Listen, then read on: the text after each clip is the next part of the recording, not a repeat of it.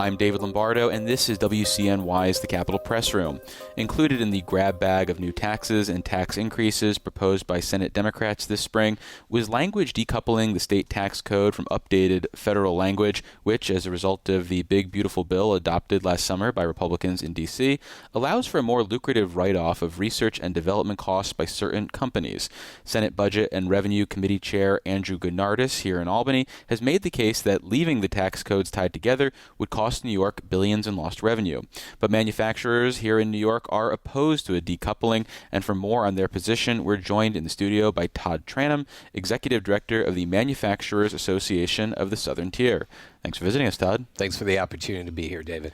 So I understand from a bottom line perspective why manufacturers might be interested in, say, the best financial deal possible, and keeping the two tax codes tied together seems like it would achieve that. But from the state's perspective, why shouldn't their position essentially be, if the feds want to give you a tax break, God bless, enjoy, but we're going to keep things the way they were here and decouple from the tie-up we have right now with the federal code? Well, I think the key message is we want investment in New York State. Mm-hmm. You know, we want companies to make these investments. These investments help grow jobs, help actually grow the tax base over time. And there's a competitive issue as well. So on two levels, manufacturers, we're in global competition, right? And there's enormous amount of research and development going on in other countries, right? Let's talk about China, for example, where their structures are in such a way where they're dumping enormous amounts of money into research and development. We need to be positioned here in the United States and in New York State to be empowering our companies to make those same types of investments so we can compete on a global level. Then there's another level of competition where we want New York State to be competitive in terms of keeping manufacturers here in the state, keeping their investments here, as well as being an inviting location for more companies to come in and create jobs and create more tax base.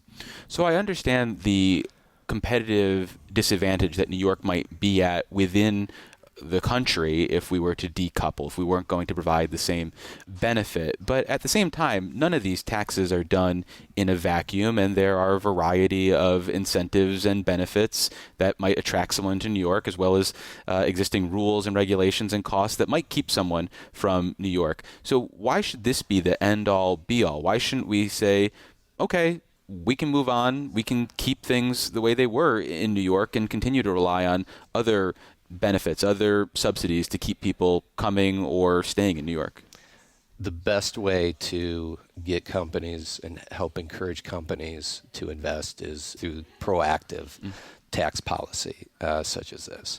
Other states, majority of other states are not decoupling. They're coupling with the federal guidance, and that's going to make those states more competitive for those companies to be thinking about investing in.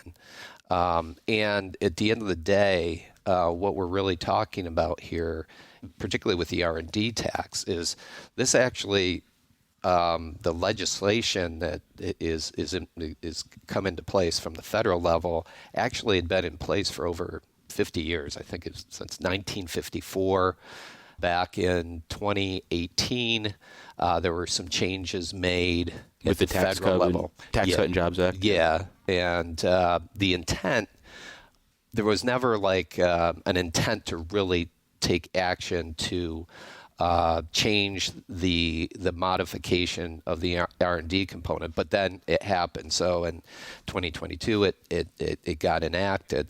So from a practical perspective, this was the way we were operating as a nation in terms of a tax code and how we were treating these types of investments, because it worked and we wanted to be able to compete and strengthen our manufacturers and other companies to compete internationally.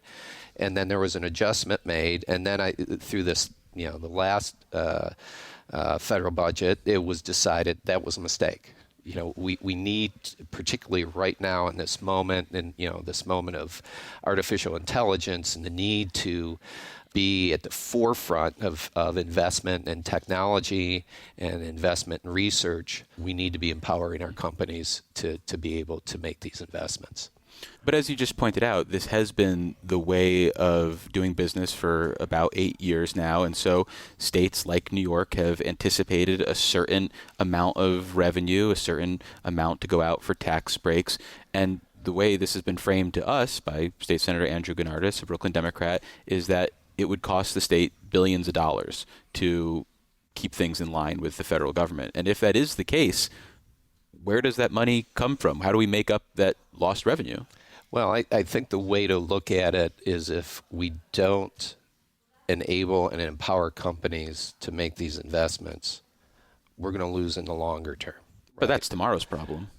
Well, it's... I mean, what I'm saying, what do we do today? What do we do for schools or healthcare that might be relying on those couple $1 billion now? Well, first of all, we couple with the tax policy and empower our companies to invest and create jobs, because that's what they do. Okay. I mean, if they have these resources and these incentives to invest in this way, it creates jobs, it creates tax base, it creates further investment, particularly in the manufacturing sector where we have significant multiplier effect. And walk through a scenario here real quick. So, I'm a company, let's say I'm a small manufacturer, 45, 50 employees.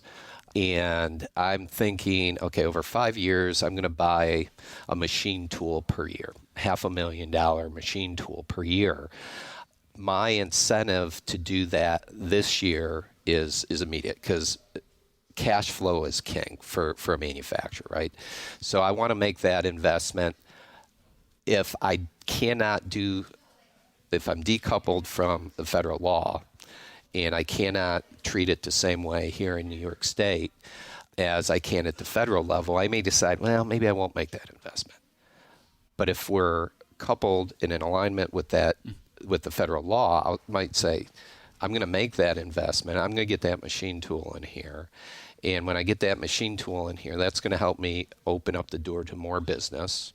I'm going to hire some people because I need somebody to run this machine. I need to hire some local services to help me install it and put in all the electrical. Those investments start to snowball.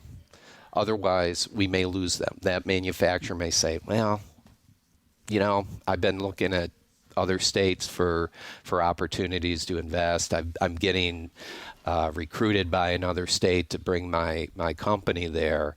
Those decisions make every day. I mean, you're talking, though, about a race to the bottom when it comes to economic incentives. But lastly, on this money, though, why not decouple? The state can have this revenue, and then they can still provide some sort of incentives to manufacturers, but maybe they can be more judicious. Maybe they don't need to be tied to the way the federal government approaches this, and they can go on a case-by-case basis with that scenario you just outlined and say, okay, yeah, I think this one does make sense. I think this does have growth potential. Or somebody else where it says, I think you guys would spend here regardless of the benefit because, I don't know, New York's in your name or something like that. So why not use the revenue that way and approach it in a more judicious and thoughtful approach?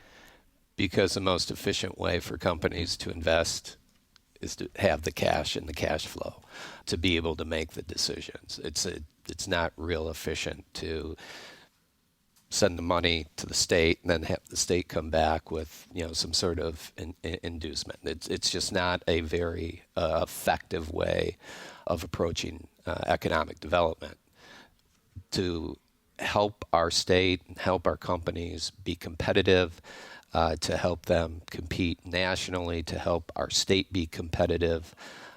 We need to empower them to be able to make decisions with the cash flow and the capital they have. Well, we've been speaking with Todd Tranum. He's the Executive Director of the Manufacturers Association of the Southern Tier. Todd, thanks for the visit. Great. Thank you.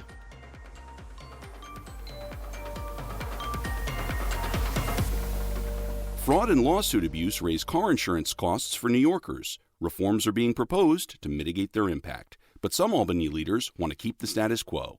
Information on these reforms is available at keepnewyorkaffordable.org. Support for the Capitol Press Room is provided by New York State United Teachers, a statewide union of nearly 700,000 professionals in education and healthcare.